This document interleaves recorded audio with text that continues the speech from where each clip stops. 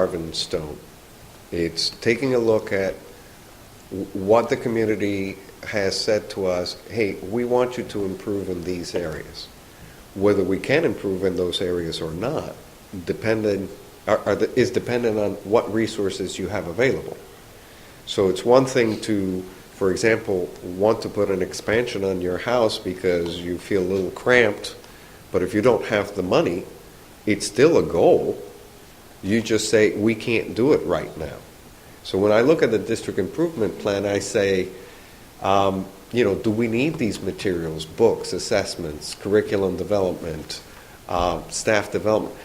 Absolutely. If you want us to improve, to get from where we are now to where we would like to be, you would need additional resources. In fact, the previous school improvement or district improvement plan lacked that piece. It had all these wonderful ideas. We're going to improve here, there, and everywhere, but it never identified where the monies were going to come from. So in this exercise because when you go before the public, you want to say, hey, I hear you. You want our students to have computers. You want our students to have gifted and talented programs. You want our students to have books that are not 20 years old. But that comes at a price. And at some point in time, if you say, this is what we need to improve, somewhere along the line, we're going to have to get the resources. Whether we get them this year or the following year or the following year, I don't know. But if you never say to the town or to the public, here's what we need, then you can never make the argument. If all you say is, we'll find the way it is and leave it alone, then why would you fight for any improvements? So at this point, all I wanted to do with the district improvement plan was to point out some reasonable steps that we could take in several areas to improve the schools, but they come at a price. If we cannot meet that price in this fiscal year or in this economic climate, then I would have to go back with my staff and decide which pieces, if any, can we move forward one budget year to the next. And there may be some recommendations from my staff and from myself that would come out and say, you know what, maybe we do increase the class size here because we need that $30,000 or $40,000 to run this program over here, because otherwise we're going to go backwards, not just not improve, but we're going to go backwards. So it's still going to be a very difficult year in making those decisions to prioritize what do you keep, what do you cut, and what do you choose to put forward that may look different one year to the next. District improvement plan, if you go back and you go to the originally proposed numbers, it would change this number, but it doesn't change the reality that we're going to have to pick and choose what we actually do for next year. Mr. Hanson? Again, I'll go back and reiterate. Yeah, we've been asked to take a look at level funded. That was the recommendation that came out of the budget subcommittee. But the thing that I want to look at is I think it's first and foremost our responsibility to make sure that we ensure that we're really looking and giving thought to that we're looking at we're getting or we're trying to recommend a budget that is for what we need. And in that framework, yes, we may have to go back. We had to do it last year. We had to reduce. But I think it's been my experience when putting budgets together and starting to socialize numbers and socializing what we're going to get for that bottom line. It's always easier to slash and remove things as we move forward than it is to try to reevaluate down the line and add things back in because it wasn't part of our original proposal. Why is it so important now?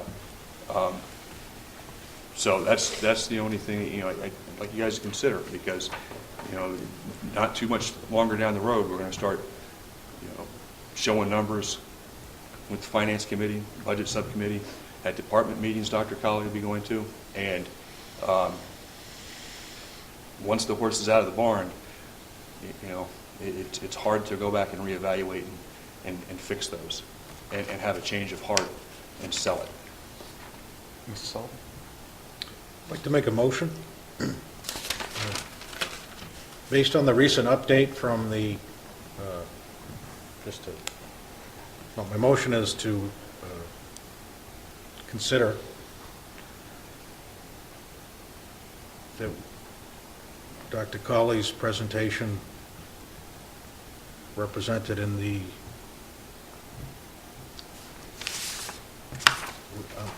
which page has the block that represents level funded Chapter 70? I did not do one with level funded Chapter 70 in this. It basically would be taking a look at FY11 budget,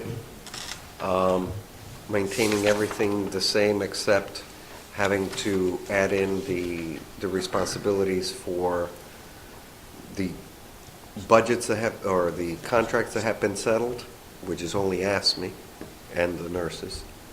I don't know if you want to add a 1% to people who are, not under one of the negotiated bargaining units, like administrators and some of the secretaries and assistants.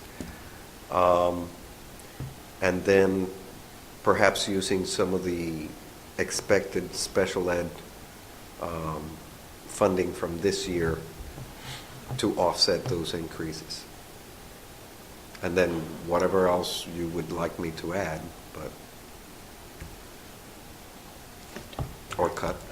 I thought there was a scenario similar to that in one of the slides, but my motion is to prepare a budget which anticipates level funded Chapter 70, the level funded Chapter 70. Okay, so you're saying to consider that Dr. Colley Percent of budget, present a budget, okay, with Chapter 70 level funded. Chapter 70, level funded, okay, AFSCME increases as the contract indicates, Mm-hmm. and all anticipated contract. There are no other anticipated. We're still in negotiation with the teachers, and the administrators don't negotiate other than individually. Right. So and I'm leaving that up to Dr. Colley. If your anticipation is zero, then anticipate zero. If, Well, for the administrators, I'm proposing a 1%. For the teachers, I would not want to speculate here because we're still in negotiation, and that should be done in executive. But at least I can. so we can anticipate, so that's zero. And based on the trends from all townwide departments, I cannot include a 1% increase on the administrative level, but a 0.75. So I'd like to see the budget to include Chapter 70, level funded, AFSCME as negotiated, zero for other contract bodies, and 0.75 for administration.